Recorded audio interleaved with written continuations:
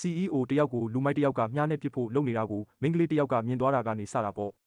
အဲ့ဒီမိန်းကလေးကတာမန်မဟုတ်ဘူးပြအယမ်းမြန်ပြီးအဲ့ဒီမြားကိုလေထဲမှာတင်ဖမ်းပြလိုက်တာဒါရင်မကသေးဘူးကားတစ်စီးက CEO ကိုတိုက်ဖို့အချိန်နဲ့မောင်းလာတာကိုလည်းအဲ့ဒီမိန်းကလေးကရှေ့ကနေကာကွယ်ပေးလိုက်သေးတယ်သူကသူ့ရဲ့စွမ်းအားနဲ့အဲ့ဒီကားကြီးကိုမီးလောင်သွားစေပြီးလက်ကင်ပြီးပဲကျန်တော့တဲ့အထိလှုပ်ပစ်လိုက်တာကားသမားဆိုရင်ကြောက်လန့်ပြီးထွက်ပြေးရတာပေါ့အဲ့ဒီနောက်မှာအဲ့ဒီမိန်းကလေးက CEO မှာအမိုက်တွေကျိန်စာတွေကတ်နေတာကိုတတိထားမိသွားတယ်ဒါနဲ့ပဲသူ့ကိုကူညီဖို့အတွက်အိမ်ကိုလိုက်သွားပြီးလူကြီး30ယောက်နဲ့ဝိုင်းပြီးဂါထာမန်တန်တွေရွတ်နှက်ဖျားမကိုပင့်ပြီးတော့ CEO ရဲ့ကျိန်စာကိုတိုက်ထုတ်ပေးလိုက်တာပေါ့ကျိန်စာပြေသွားတော့ CEO ကကျေးဇူးတင်လွန်းလို့လက်ကိုနမ်းဖို့လှုပ်တာတော့မိန်းကလေးကယွန်းလို့ဆိုပြီးပြန်ဆွဲလိုက်သေးတယ်ဇက်ရှိန်ကအဲ့ဒီမှာတင်မပြီးသေးဘူးပြ CEO ရဲ့အဖေပါအန္တရာယ်ရှိနေတာကိုမိန်းကလေးကသိသွားပြန်ရောအချိန်ကမရှိတော့ဘူးဆိုတော့မိန်းကလေးက CEO ကိုသူ့ရဲ့ကစားစရာကားလေးပေါ်တက်ခိုင်းလိုက်တယ် CEO ကတော့ကြောင်သွားတာပေါ့ဒါပေမဲ့အဲ့ဒီကစားစရာကားလေးကလေလိုအရှိန်နဲ့ပြေးတာပြလမ်းမှာတွေ့တဲ့ပရရှိကားထက်တောင်ပိုမြန်နေသေးတယ်